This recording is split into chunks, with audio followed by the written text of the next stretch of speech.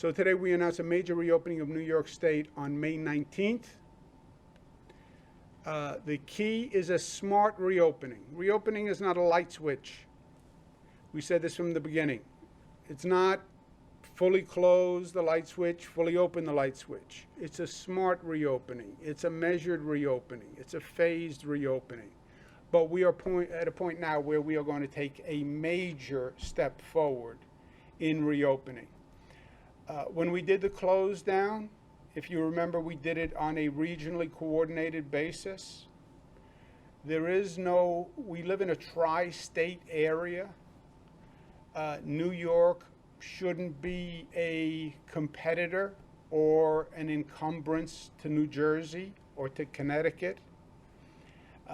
If we are not coordinated, what you'll do is you'll drive people from New Jersey to come to New York. You'll drive people from Connecticut to come to New York. Or you'll drive people from New York to Connecticut. If we say the restaurants are open in Connecticut, but not in New York, you'll have New Yorkers driving to Connecticut. You'll have New Yorkers driving to New Jersey. The coordination is important because you're a mobile population. That's why it's important that Westchester has the same rules as New York City, as Nassau, or Suffolk. Otherwise, you just shop locale. Makes no sense. So we worked with New Jersey, New York, other states on a Northeast coalition. That's how we closed down. And that's how we're going to reopen, because the same theory is true. If New York has dramatically different rules than New Jersey, than Connecticut, you'll see people driving back and forth, and that helps no one. So we've been working with a coordination plan, especially on the tri-state area. And what we've agreed on a regionally coordinated basis, beginning Wednesday, May 19th, most capacity restrictions will end across the tri-state area. That includes retail stores, food services, gyms, fitness centers, amusement and family entertainment, hair salons, barbershops, offices, etc. No capacity restrictions on all of those activities. Museums, theaters, Broadway, retail, shops. Now, they may make their own economic decision as to when they need to reopen because they can have critical mass. We're talking to Broadway. Broadway, for example, has a schedule. They have to produce a play before they can sell the play. So there's a schedule for them. But from a capacity point of view, they can all reopen on May 19th. Offices also. New York State, we have slightly different rules than the tri-state coalition. And our variances are, as we've said, outdoor food and beverage curfew is lifted on May 17th. What does that mean? Outdoor restaurants, outdoor bars. The curfew is lifted on May 17th. Indoor food and beverage, indoor restaurant service, curfew is lifted May 31st. So we go right back to the old rules. Indoor catered events, the limit increases to 250, but if they do testing, it goes to 500 on May 19th. Residential gatherings go to 50 on May 19th. Outdoor large stadiums go to 33% on May 19th. This is the Mets, this is the Yankees. It goes to 33%. We're still working with New York, New Jersey, Connecticut on a joint protocol that would allow us to go higher with a testing or vaccinated caveat.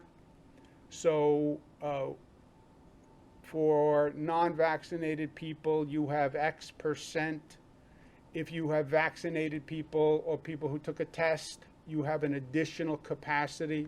We're working through that now. But for now, the stadiums are at 33%. In New York, we're going to keep the 6-foot CDC requirement. because we do err on the side of safety. CDC keeps the 6-foot social distancing requirement. That is still in effect. So our capacity restrictions are subject to the 6 feet, right? So this room has a capacity restriction, and the capacity restriction applies up to the point where you can afford 6-foot social distancing. If the CDC changes their guidance, then we'll change our guidance. But having said that, for events that can show proof of vaccination or recent negative tests, the 6-foot limit does not need to apply, okay?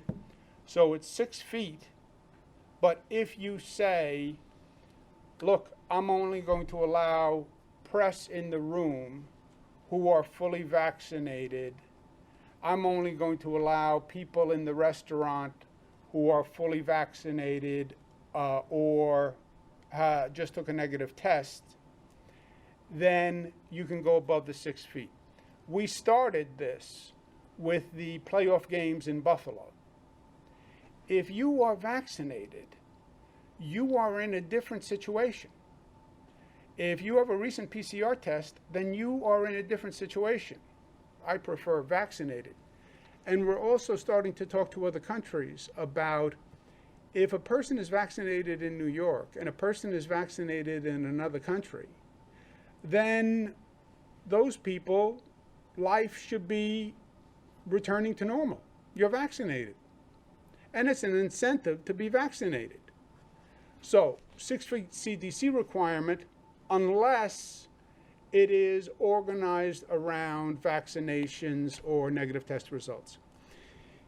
This is a major reopening of economic and social activity, right? And it's coordinated regionally, which is smart. But if you reopen economic and social activity, you also have to have transportation available. So we're going to coordinate the MTA's resumption of 24-hour service with the reopening. And immediately with the curfew lift. The curfew lift will apply to restaurants, bars, etc. Especially in Manhattan, workers are going to need to get back and forth. Now you'll have people working till 4 o'clock in the morning again. So the MTA will resume their 24-hour service on May 17th to coordinate with the economic and social economic activity increase.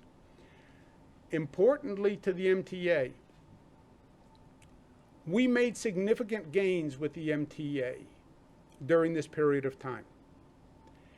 The MTA, subway trains have never been cleaner than they are now. I can't tell you how many New Yorkers say to me, it's amazing. The trains are cleaner than they have ever been. I can't tell you how many New Yorkers say to me, there are fewer homeless who are now on the trains. Because when they closed in the evening for a couple of hours at night, they did the cleaning and they referred the homeless to supportive services, which is what they needed in the first place.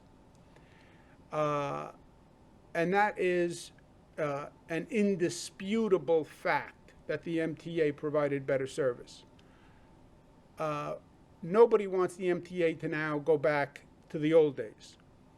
So I told the MTA, for my 2 cents, 24-hour service, yes, but the trains must remain clean, and we have to help the homeless, and we can't go backwards on the quality of service.